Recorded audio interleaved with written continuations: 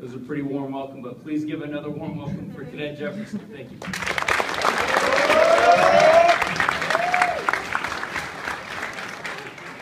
It's good to be home. Okay. Good evening. First, I'd like to say good evening to General Shoemaker and his wife, Lieutenant Colonel Matthews and his wife, First Sergeants Knight, Travis, and Ziegler, our distinguished guests, and of course, last but not least, the Grove Battalion. Okay, so first I'm going to tell you a little bit about myself, for those of you who don't know me. Like he said, I am Cadet Private Dominique Jefferson. I am currently a plebe or freshman at the United States Military Academy. I am on the salsa team, the hip hop team. I'm a WKDT, which is the voice of the Corps. I'm on the grappling team, and that's about it.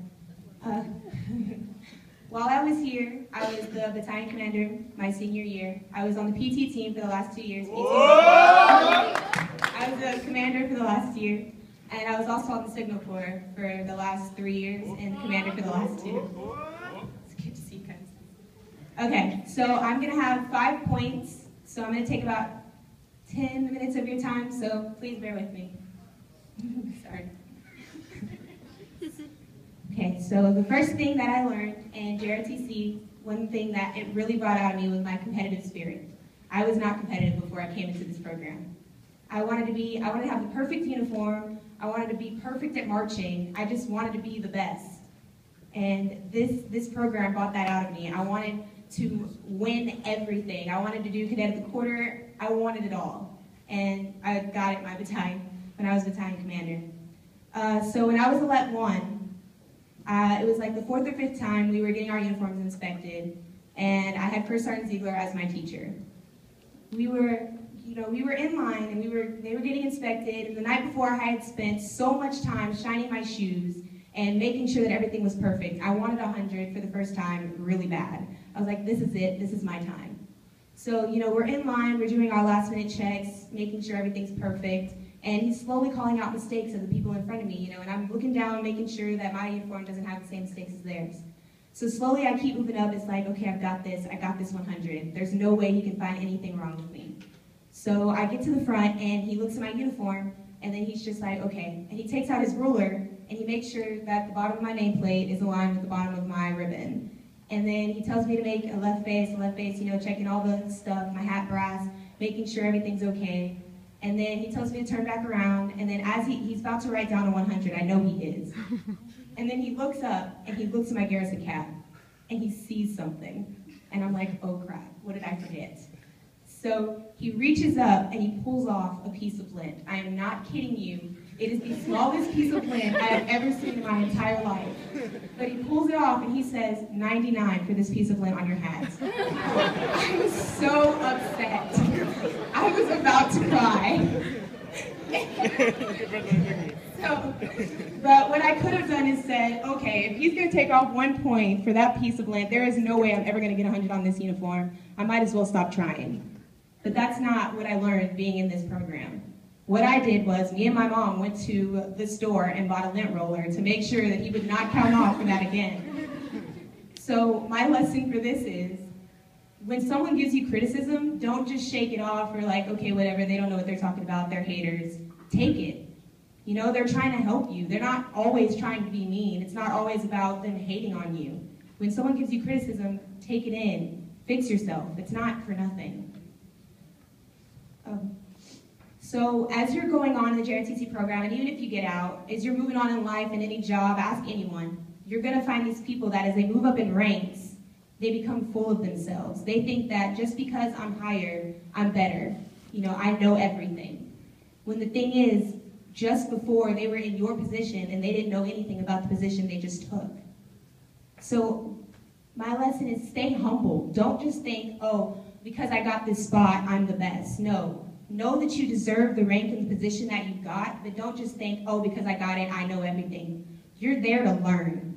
Every leadership position that you get, you are learning from it. Don't push aside everyone else's criticisms just because you're ahead of them. They're trying to help you. They want you to be a good leader. No one wants a bad leader. That's lesson number 2. My third one is I started out shy. When I was a freshman, I couldn't talk to anyone. I didn't like being in big crowds. I was a loner.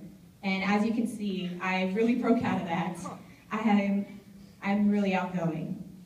So when someone just is really shy, you know, in this program, it breaks you out of it. I remember my LET 1 year, first sergeant was like, okay, Jefferson, it's your turn, you know, call out roll, make sure everyone's here, and make sure that you're doing everything you need to do.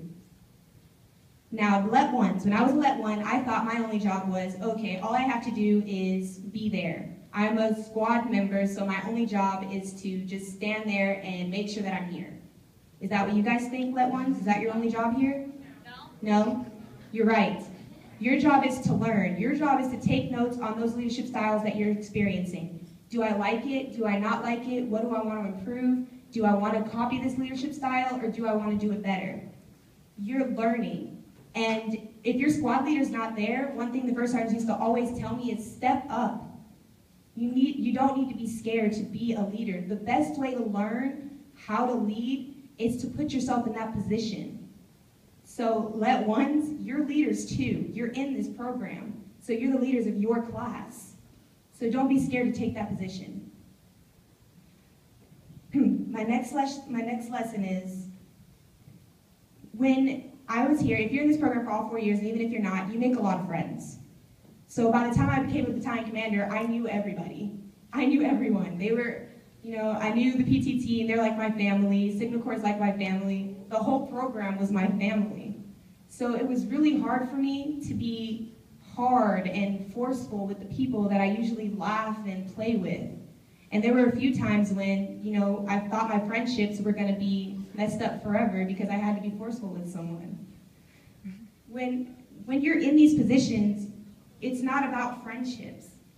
Don't get me wrong, you can still keep your friends, but when you're their leader and they're your subordinate. And if they're your true friends, they will understand. They may be mad at you at first and you guys may fight a little, but your true friends will understand why you had to do what you did.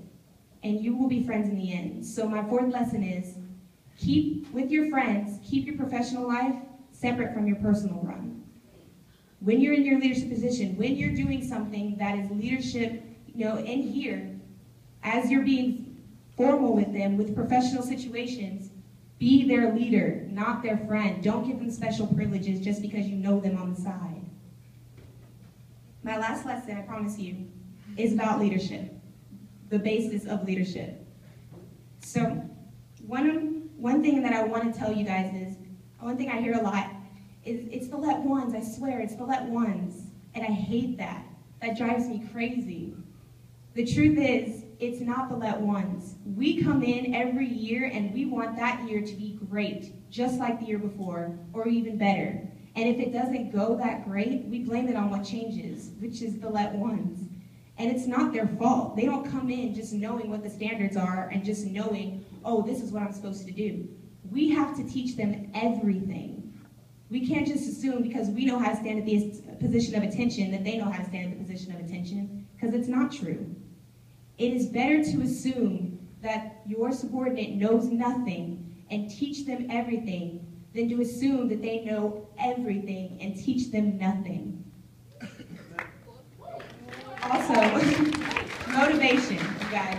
You can't just tell them the standards and expect them to just want to do it. You have to give them the motivation, give them a reason to do what they're doing. I have a quote from Dwight D. Eisenhower that I love. And it says, leadership is the art of getting someone else to do something you want done because he or she wants to do it. So that's what our job is as leaders. So my last lesson for you is, before you blame your subordinates for what's going wrong, take a step back and look at the way you're leading. Okay, so I just want to say happy birthday to General Shoemaker, and the superintendent, although I'm pretty sure most of you saw this on Wednesday, made a special video for him if we're able to play it tonight. Can we play it? No? Okay, so we're still having technical difficulties, sorry guys. But I just want to give one more happy 90th to General Shoemaker, and if you guys have any questions, I will be here all night. Thank you.